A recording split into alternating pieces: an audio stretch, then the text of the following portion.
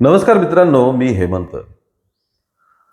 मागच्या साधारणपणे एक 5-6 महिन्यांपासून एक वेगळे ट्रेंड्स आपल्याला बघायला मिळत आहेत. हे ट्रेंड चांगले का वाईट तो आपल्या आपल्या विचारांचा भाग असू शकतो. पण ही एक अनोखी पद्धत रिॲक्ट होण्याची ही आपल्याला समाजात दिसून येते. आपले सरन्यायाधीश सूर्यकांत यांनी तरुणांना कॉकरोच म्हटले. मग अमेरिकेत बसलेल्या अभिजित दिपकेनी त्याच्यावरती कॉकरोच जनता पार्टी सुरू केली ऑनलाईन. त्याला उदंड प्रतिसाद मिळाला, कोटींमध्ये त्याचे फॉलोअर्स गेले आणि मग अभिजित भारतात परत येऊन जे काय झालं ते आपल्याला सगळ्यांना माहिती आहे.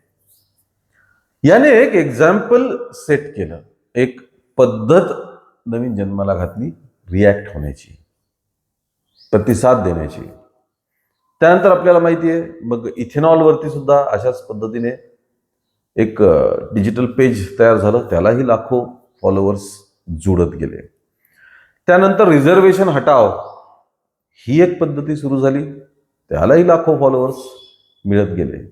त्यामुळे कोणाच्या काही बोलण्यावरती जर रिॲक्ट व्हायचा असेल तर अशा पद्धतीने ग्रुप बनवायचा, पेजेस बनवायचे आणि मग त्याला फॉलोअर्स जोडत जातील आणि एक संख्याबळ तयार होतं, असं काहीसं चित्र दिसतंय. 15 ऑगस्ट रोजी देशाचे पंतप्रधान नरेंद्र मोदी यांनी भाषण केलं लाल किल्ल्यावरनं. त्यात त्यांनी एक टर्म वापरली की नक्षलवाद तर आपण संपवू शकतो, जो समोर दिसतोय तो, पण जे दिमागी नक्षल आहेत त्यांच्यासोबत डील करणं महत्वाचं आहे किंवा त्याला कसं संपवणार याबद्दल त्यांनी वक्तव्य केलं. ही नवीन टर्म त्यांनी बोलून दाखवली, दिमागी नक्षल. म्हणजे जे बुद्धीने नक्षलवादी आहेत, डोक्याने नक्षलवादी आहेत, त्यांचं काय, अशा काही प्रकारचा त्यांचा बोलण्याचा उद्देश होता. हे दिमागी नक्षल ते बोलले आणि त्यातच 24 तासाच्या आत इंस्टाग्रामवरती दिमागी नक्षल पार्टी सुरू झाली. कॉकरोच जनता पार्टी, E20 पार्टी, रिझर्वेशन हटाव, त्यानंतर दिमागी नक्षल हे सुद्धा सुरू झालं आणि 24 तासात त्याला 3 लाखाच्या जवळपास फॉलोअर्स जोडले गेले.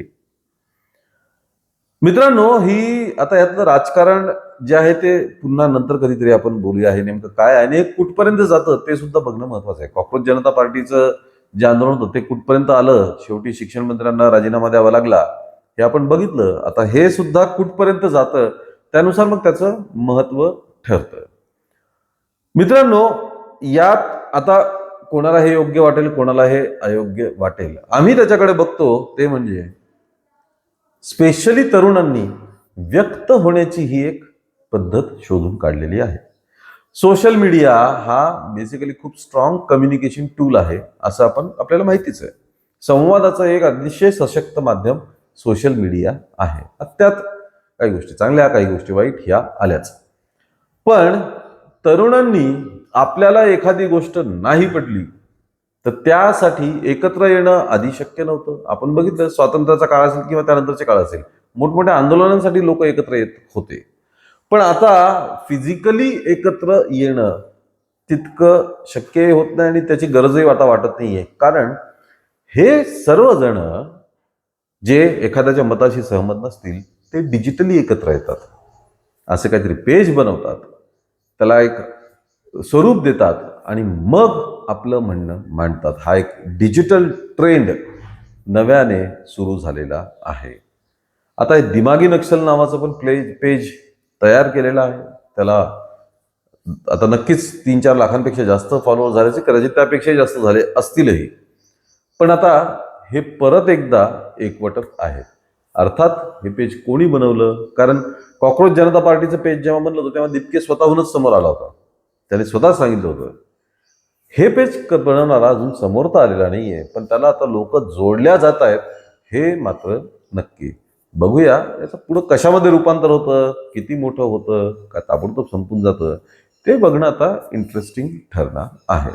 तुम्हाला याबद्दल काय वाटतं? राजकारण सोडून द्या, पण अशा पद्धतीने एकत्र येण्याची जी पद्धत सुरू झालेली आहे त्याबद्दल तुमचं काय मत आहे यावर नक्की कमेंट करा. या व्हिडिओला लाईक आणि शेअर करा आणि आमच्या चॅनलला ताबडतोब सबस्क्राईब करा. धन्यवाद.